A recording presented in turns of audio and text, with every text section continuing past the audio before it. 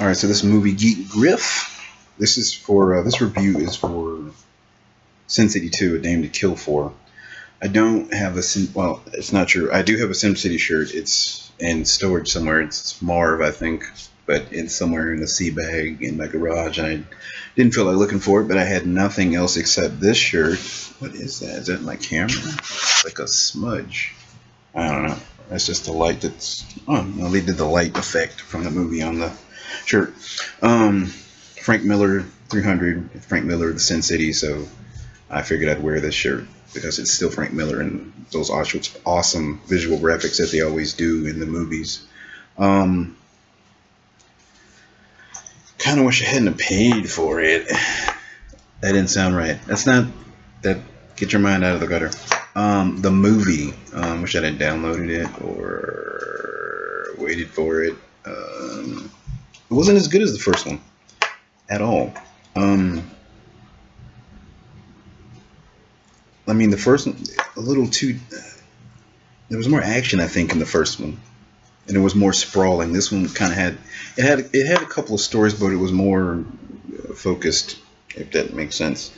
But there was a lot of exposition, a lot of talking in here, and just not enough action. When they did the action, it was awesome. Like when the Asian girl was chopping people's heads off and stuff and shooting arrows through people. That was awesome. But there was a lot of exposition-y, you know, that film noir, back alley talk, the hard-boiled detective kind of.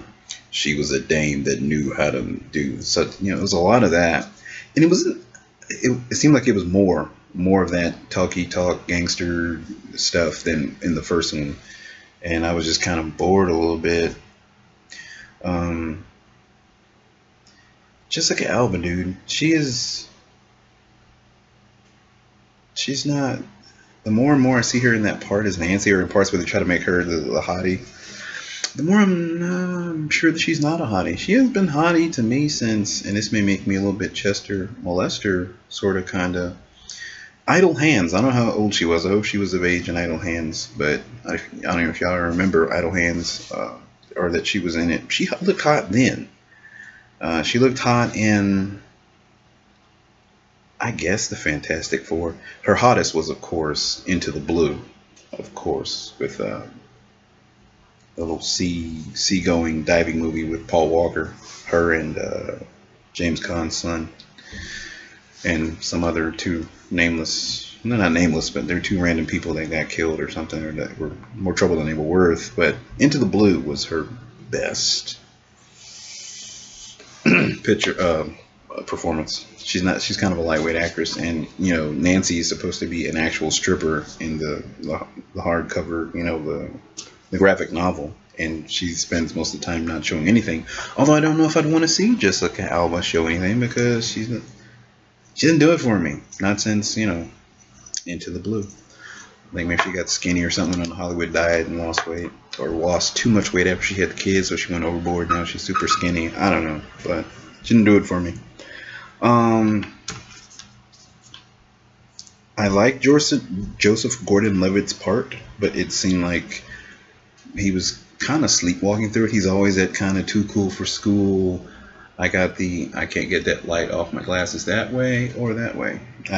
There we go. I digress. Sorry about that. But Joseph Gordon-Levitt, he plays the too cool for school guy, the smirky little whatever, in like every role he's in. So this one I was like, seen it 1,000 times before, bro. Give me something I haven't seen. I mean, he was a cool character, but it was like, I've seen this before, dude.